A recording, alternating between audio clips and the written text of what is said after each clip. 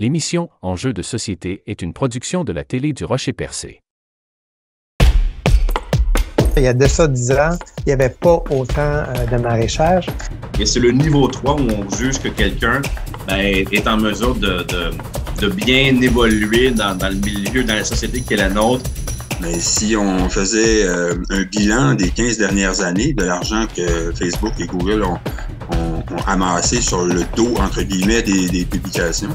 Ça recule d'il y a 20 ans à peu près. C'était un village là, par année qui fermait en Gaspésie. Donc. On le sait, le Canada a pour objectif d'être carboneutre à l'horizon 2050. Donc nous, on va monter des projets avec les pêcheurs. De faire un compost maison de qualité, c'est très possible. Quand les finances personnelles sont bien gérées, que le magasinage en soi paraît au budget et est bien déterminé, c'est un outil qui peut être très, très utile.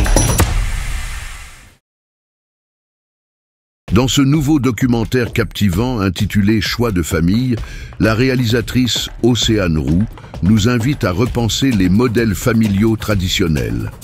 À travers des histoires touchantes et variées, elle met en lumière la quête de parents qui défient les conventions. Que ce soit en choisissant la soloparentalité comme Nancy ou en formant un couple homosexuel avec un tiers géniteur, comme Clément et Clément. Ce portrait humain, enrichi de nombreux témoignages, explore la transformation profonde du concept de la famille dans la société canadienne moderne. Diffusé en primeur dans le cadre de Doc Humanité, le documentaire sera présenté le samedi 2 novembre 2024 à 22h30 sur ICI Télé et ICI Tout TV.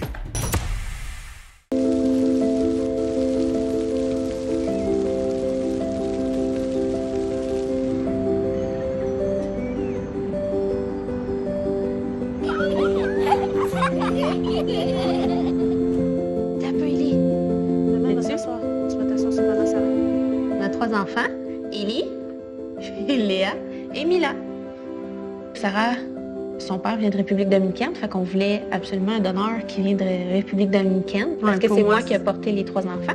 Je voulais qu'il y ait comme une partie de moi qui se retrouve dans les enfants, malgré que je sois pas impliquée là, génétiquement. Là. Je voulais avoir un enfant surtout pour le plaisir d'accompagner un humain dans son développement, donc j'ai opté pour l'adoption en banque mixte toute seule. J'ai décidé d'avoir un enfant en solo. L'après-midi, c'est là les moments que je la sens le plus bouger dans mon ventre. Puis c'est incroyable. On a 2 filles, dont une est adoptée. Puis on a toujours dit à Isabelle que sa maman l'avait donnée en adoption parce qu'elle l'aimait. Puis elle l'avait confiée à quelqu'un d'autre qui pouvait en avoir soin. Ça me rend émotive. Ça a toujours été comme une blague tout le long de ma vie que, on sait bien, Geneviève, elle n'aura pas d'enfant. Disons, dans les réunions de famille, ma sœur pouvait comme s'occuper des bébés, triper sur les bébés, mais moi, les bébés, le moins possible. Je suis une personne transgenre non-binaire qui a eu une saphlingectomie, c'est-à-dire on m'a retiré les trompes de Fallope. Je le sens juste profondément que ça fait pas partie de mon avenir.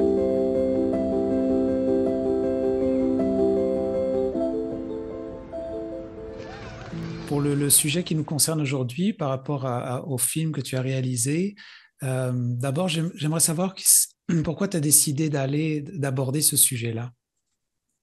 Oui, à la base, ce qui m'a porté à m'intéresser à ça, c'est que moi-même, je suis dans une période de ma vie où je me questionne sur des enjeux familiaux, si on peut dire. Puis, en m'intéressant à ça, j'ai eu envie de donner la parole à différents types de familles.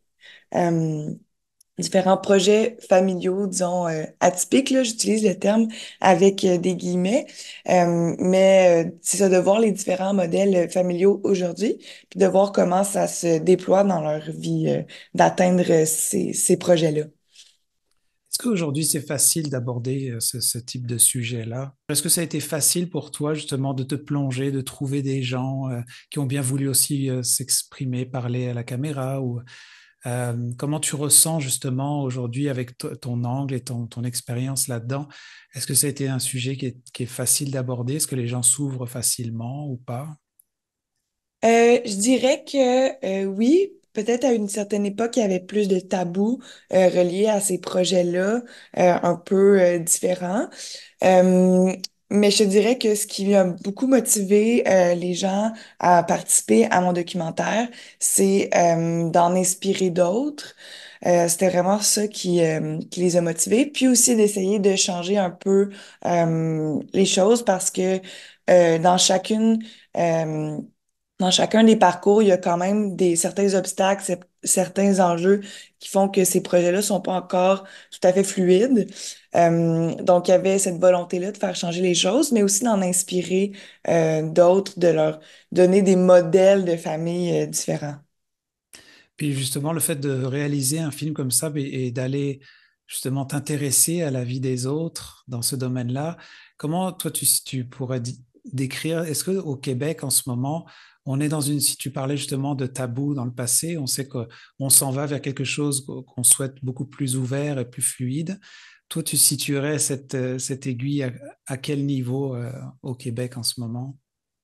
Je pense qu'il y a quand même une ouverture par rapport à ces projets-là. Je pense qu'il y a encore, comment dire, de la curiosité parce que c'est pas, on n'a pas toujours des modèles différents de famille dans notre entourage.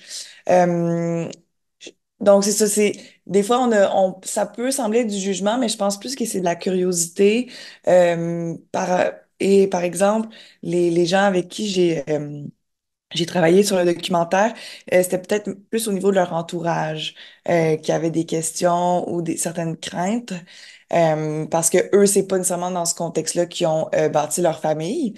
Mais je dirais qu'il y a une assez grande ouverture aujourd'hui à en apprendre davantage sur ces modèles-là. Puis au final, le plaisir d'être parent, je pense qu'il se part ou pas, se partage de façon générale. Oui, parce que justement, effectivement, en écoutant ton documentaire, on voit que tu abordes, il y a vraiment un peu différents aspects. Il y a ceux qui ne veulent pas avoir d'enfants, ceux qui veulent en avoir, ceux qui en ont d'une façon qui est tout à fait, qui sort tout à fait de ce qu'on pourrait imaginer comme contexte. Toi, là-dedans, est-ce que tu as eu des défis, justement? Mais en écoutant ton film, je voyais bien qu'il y a des gens qui étaient très ouverts à partager ça. Mais ça, c'est la finalité qu'on voit. Mais toi, là-dedans, dans ta démarche, depuis que tu l'as pensé dans ta tête jusqu'à arriver à ce film-là, as-tu ça peut être des anecdotes à partager ou des défis que tu as rencontrés? Comment ça s'est passé ton travail en général? Oui, ben moi j'ai rencontré beaucoup de gens, beaucoup de familles différentes avant d'en arriver à celle là que je vous présente dans le documentaire. Il y a des gens qui étaient intéressés à partager leur histoire pour m'aider dans ma recherche, mais qui n'étaient pas nécessairement intéressés à apparaître devant la caméra. Donc ça a été un défi. Après ça, il y a certaines personnes aussi qui, selon où étaient rendus dans leur parcours, c'était peut-être moins évocateur par rapport au sujet on voulait aborder. Puis c'est ça, tu sais, c'était c'est quand même des gens qui ont leur quotidien. Fait qu'il fallait quand même trouver une façon de s'immiscer dans leur quotidien tout en respectant là, leur intimité. Donc, comment ça a été fait, c'est que moi, j'ai passé beaucoup de temps avant d'amener une caméra avec ces personnes-là en personne en Zoom, en appel, juste pour établir un lien, m'assurer que je comprenais bien ce qui était important pour eux, avant même là, d'amener une caméra puis de tourner le documentaire. Hmm. Peut-être une question un petit peu plus personnelle, parce que tu nommais au début, là, justement, que c'était une démarche où toi aussi, tu étais dans je ne sais pas si c'était le bon terme que tu employais, mais un questionnement par rapport à ta vie autour de ça. Est-ce que le fait d'avoir maintenant finalisé ce projet-là, de t'être nourri de toutes ces personnes-là, est-ce que ça change un petit peu ta perspective des choses ou comment toi tu te sens autour de ça vis-à-vis de ce projet? Oui, ça l'a affecté ma vision de tout ça quand même. Moi, je me questionnais à savoir si je voulais ou pas des enfants, en fait, euh, pour la question environnementale, entre autres, puis sociale. Puis ensuite, de faire ce documentaire-là, de rencontrer, parce qu'il y a une portion du documentaire où dans une douzaine de témoignages à peu près, je rencontre des familles qui, eux, ont déjà été au bout de leur processus de familial, versus les personnages principaux, eux, sont en cours de parcours. Puis d'entendre ces familles-là qui ont leur famille, puis de voir à quel point ce que ça leur apportait et leur apporte encore aujourd'hui, ça m'a vraiment ça m'a touchée, puis ça m'a fait réaliser que j'avais probablement envie de vivre ça moi aussi. Donc oui, ça m'a fait positionner sur cette question-là que je me posais avant d'aborder le documentaire. Hmm. Alors, et en offrant ce documentaire, parce que je sais qu'il devrait, alors si tu pourrais nous rappeler les dates, mais c'est bientôt, il me semble qu'il va être diffusé, non, c'est ça? Oui, donc le documentaire va être diffusé le 2 novembre. Dans le cadre de Documanité, ça va être à 22h30 sur ICI Télé et ICI Tout.tv. D'accord. Est-ce que toi, quand tu travailles sur ce genre de projet-là, est-ce que tu avais un public cible ou c'était destiné peut-être à tout le monde? Comment toi, tu travaillais sur ce projet-là? Ben ce documentaire-là était fait, c'est ça, dans le cadre de Documanité. Eux, leur public cible, c'est des gens de 50-60 ans. Moi, de mon point de vue comme cinéaste de la relève, j'ai essayé de faire le pont un peu entre les deux. Donc, autant offrir une vision différente sur la famille que d'aller chercher des points de vue, disons, jeunesse, avec, par exemple, Eliane, qui, elle, a 29 ans et ne veut pas d'enfant. Ça, c'est pas un discours qui est nouveau. Par contre, jusqu'où elle va dans ses démarches, c'est-à-dire qu'elle veut avoir une ligature des trompes, ça, c'est peut-être plus nouveau. Donc, j'essayais, c'est ça, de rejoindre tout le monde avec ça, autant si c'est pour découvrir ces modèles-là familiaux que d'aller plus en détail dans ce que ça implique. Hmm.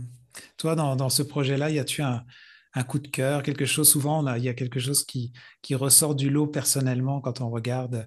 Moi, quand j'ai regardé le documentaire, justement, il y avait des éléments qui me touchaient plus que d'autres. Toi, est-ce que, en travaillant sur ce projet-là, en général, y a-tu quelque chose que tu voudrais partager? Ben, j'ai été touchée de plusieurs façons là, par les gens avec qui j'ai fait le documentaire, les participants. Euh, Évidemment, il y a le couple des Cléments avec Émilie, qui eux, leur parcours a été super positif. Ça a fonctionné du premier essai. Puis moi, j'étais avec eux à chaque étape de leur parcours. Donc, ça a été super touchant de pouvoir vivre ça avec eux. Il y a quelque chose de beaucoup plus précaire dans ce type de parcours-là, que quand on se dit, bon, on arrête la contraception, puis on espère que ça va fonctionner. Là, tout est calculé, puis il y a énormément d'espoir qui est mis dans chacune des étapes. Donc, de voir que ça fonctionnait, c'était super touchant. Puis sinon, je dirais, Nancy, ça a été une belle rencontre. C'est une femme exceptionnelle et extrêmement persévérante. Pour elle, avoir un enfant, c'est le rêve de sa vie. Puis de voir que malgré tous les obstacles, elle persévère. Puis encore à ce jour, on est encore en contact. Elle continue d'avancer dans le but d'avoir un enfant malgré tous les défis qui sont devant elle. Ça aussi, c'était super inspirant. Puis, Eliane, on a vraiment créé un lien qui est allé au-delà du documentaire. Donc ça, c'était super aussi de ce côté-là.